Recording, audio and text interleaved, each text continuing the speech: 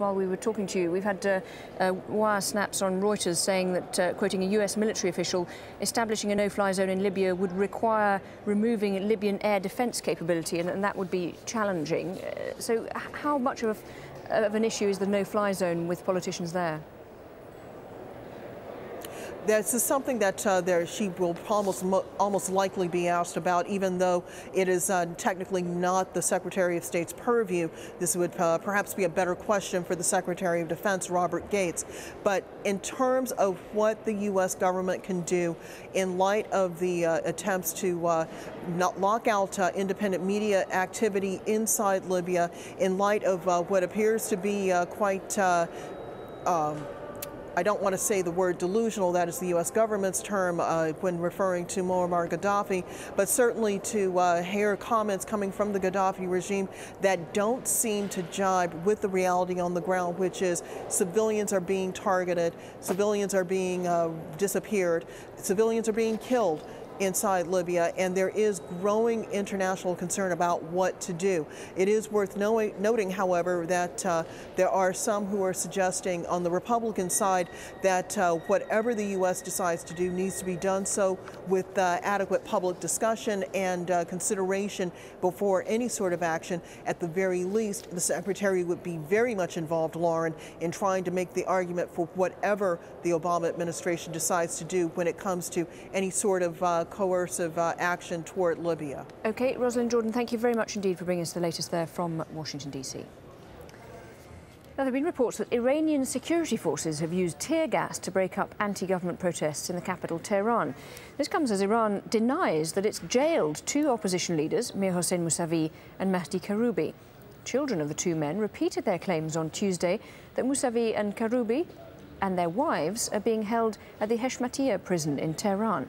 The Foreign Ministry has refused to discuss the whereabouts of the men and their families. As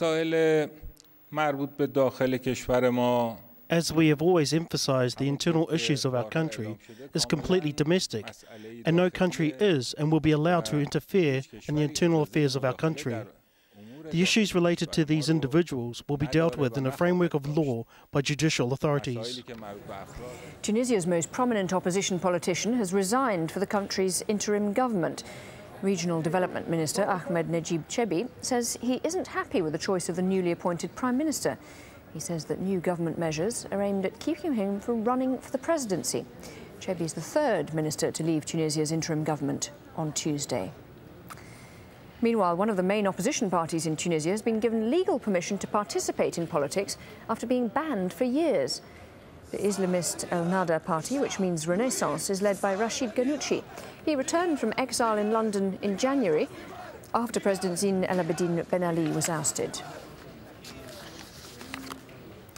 Watching the News Hour on Al Jazeera, still ahead.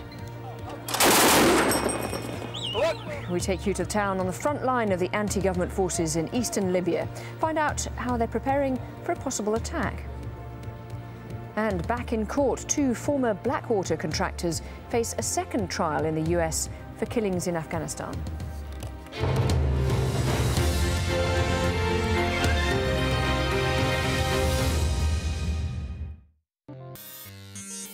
As geeks take on dictators, bloggers turn dissidents, and social networks root for social justice, governments are going cyber, spying on their citizens, erecting firewalls like iron curtains, and closing down websites. We ask, is cyber-generated change virtual or real? Empire at this time on Al Jazeera. Al Jazeera, an unreported world. This is the plight of Indonesia's street children. These children don't qualify for identity papers. Some scientists believe the sea rise will be gradual, that Egypt will have time to adapt. But if the delta is dying, it's the poor people who will pay the highest price. This is the biggest news in China over the past week, that a Nobel Peace Prize was awarded to a Chinese. And this is the reaction of the government.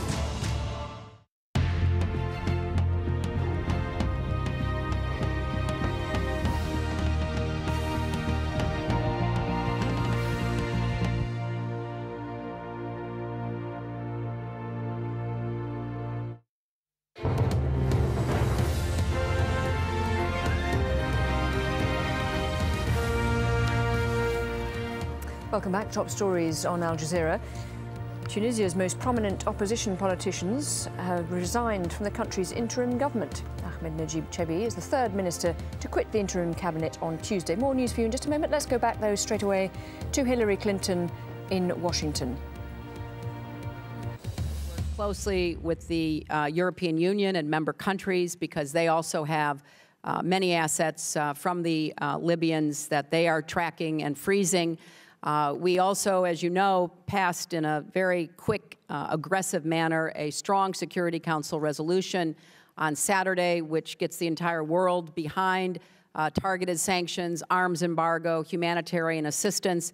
And yesterday in Geneva, I had the opportunity to discuss further what more could be and needed to be done. And there will be additional announcements coming from other countries, coming from the EU, and the United States continues to look at every single lever it can use against the Gaddafi regime. We are well aware of the ongoing efforts by Colonel Gaddafi to defend the area of Tripoli and a few other places that he continues to hold. The opposition forces have been working to create more of a military presence so that they can not only defend the places that they have already taken over, but even try to take Tripoli away from Colonel Gaddafi. We are also very conscious of the desire by the Libyan opposition forces that they be seen as doing this by themselves on behalf of the Libyan people, that there not be outside intervention by any external force, because they want this to have been their accomplishment. We respect that. But we have also, with our NATO allies and with the Pentagon, begun to look at potential planning, preparedness in the event that we feel it's necessary for both humanitarian and other reasons that there would have to be actions taken. One of those actions that is under review is a no-fly zone. There are arguments that would favor it, questions that would be raised about it, but it is under active consideration.